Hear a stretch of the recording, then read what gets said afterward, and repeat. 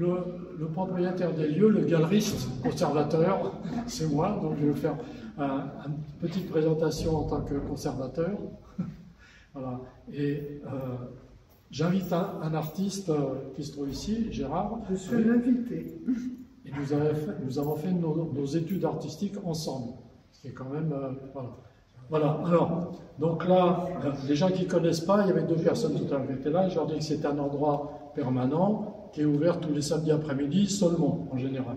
Et 2 expositions temporaires ont lieu dans l'année, au printemps et à l'automne.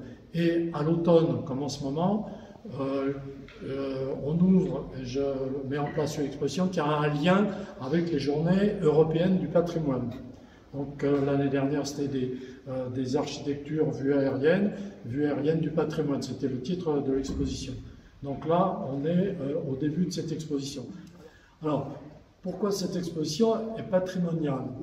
Parce que les 2 séries, surtout les 2 séries de travaux qui sont des gouaches, n'ont jamais été exposées et depuis 60 ans. C'est la première fois, peut-être même la dernière, que ces travaux seront exposés. Alors, ils sont patrimoniaux parce qu'ils représentent un petit peu, entre guillemets, les chefs-d'œuvre, comme on demandait aux artistes, aux artisans du Moyen-Âge, ou aux compagnons du Tour de France de faire après leur formation, pour montrer qu'ils étaient capables de réaliser, qu'on pouvait leur faire confiance, donc ils montraient ce qu'ils savaient faire.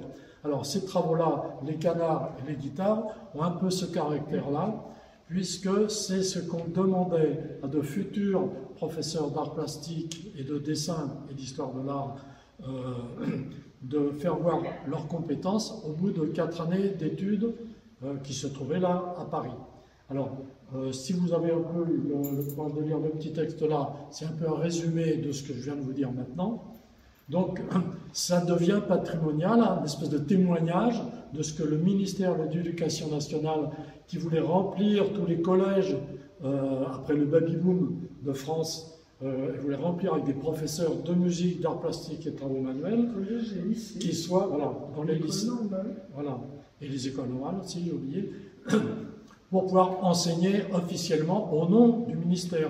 Sinon, avant ça, c'était les artistes et les musiciens locaux, comme ici même à l'école normale de Cahors, qui faisaient office d'enseignants. Or, ils n'avaient aucune formation pédagogique, d'enseignants, etc.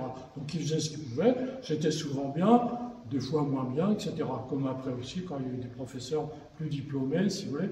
Donc, c'était les premières années où il y avait le CAP, le CAPES, qui existe toujours, ce diplôme, qui était un concours, en fait, hein, et ensuite l'agrégation, qui donnait la possibilité d'enseigner dans les écoles et les collèges. Donc voilà, c'est ce témoignage, donc voilà les travaux qu'on rendait pour pouvoir être agréés, pour aller enseigner dans les collèges de France, dont on a été dispersés, la formation était à Paris, on a été dispersés dans toute la France. Voilà.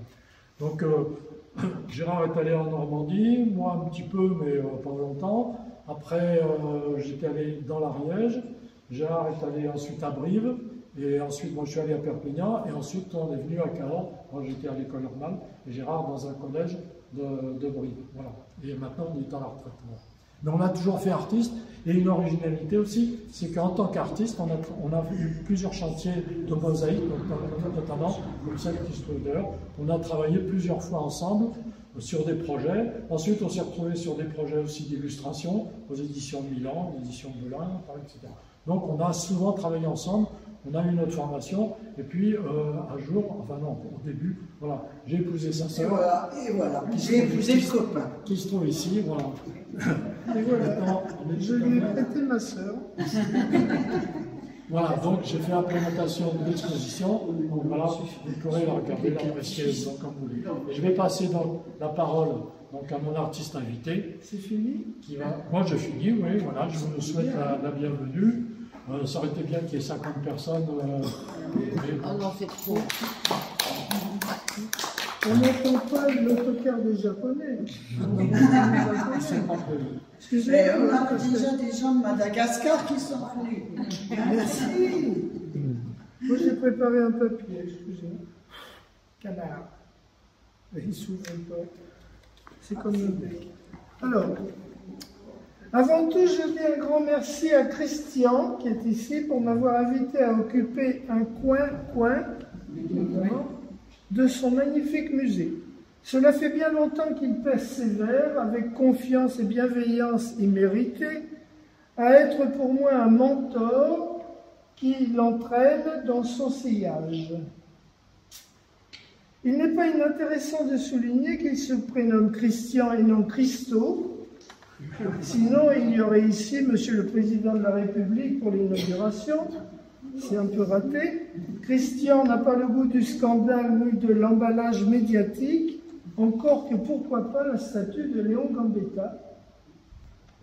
D'accord, ça serait pas une... Hein, embobinée. Voilà.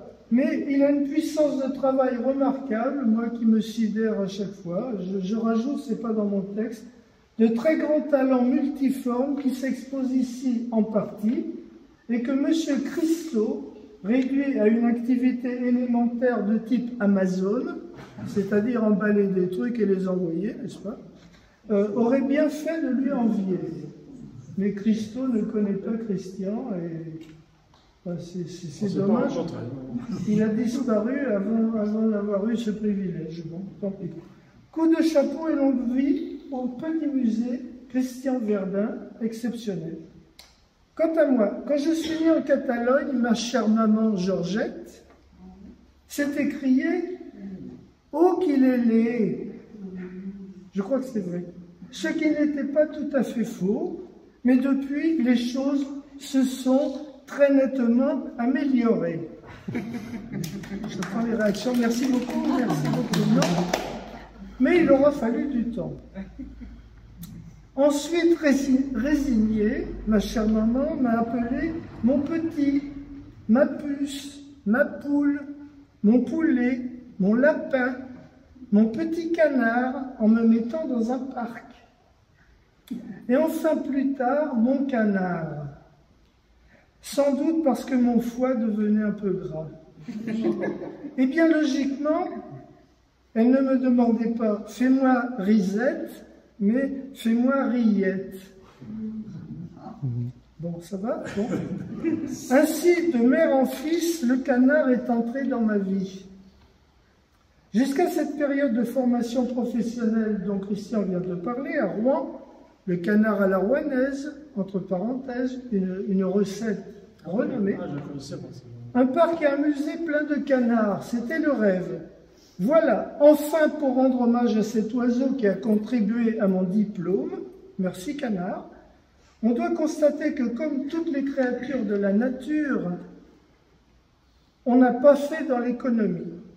Si on utilise le terme canard pour une vingtaine d'anatidés, c'est le nom de la famille, il existe un grand nombre d'espèces semblables, cousines, comme sarcelle, tadorne, dendrocygne, fuligule, brassemère, garrot, arle, terronette, etc. La famille des anatidés est très grande. Admiration pour les canards. En parallèle au talent de Christian Verdun, j'admire les capacités de ce canard. Il marche, il court, il surfe, il flotte, il nage sur l'eau, sous l'eau, en eau douce ou en eau de mer, les canards. Il plane, il vole, il pond, il couve et il fait des petits. Quel autre oiseau du patrimoine pourrait rassembler autant de qualités? Je vous le demande. L'autruche? Non. L'autruche ne peut rien faire de tout ça, par exemple. Pour finir, je laisserai à votre fin savoir le nombre d'expressions populaires dans lesquelles, à la première place, il y a le canard. Pour n'en retenir qu'une d'actualité, j'affirme, et j'en suis certain, je décrète que les visiteurs de cette exposition patrimoine et de tout ce musée ne diront certainement pas « bof, ça ne casse pas trois pattes à un canard ».